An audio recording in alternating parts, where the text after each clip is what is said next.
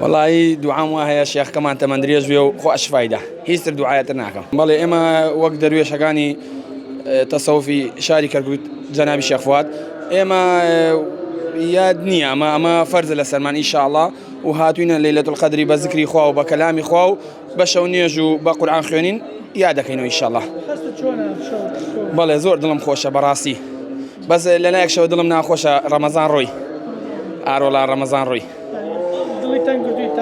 بله بس زورش إن شاء الله أجمعين بوصالة رش آمادينو دوباره كينو إن شاء الله والله دعاء وهي شيخ كمان تمندريج بيو خوش فايدة هيستر دعاية ناكم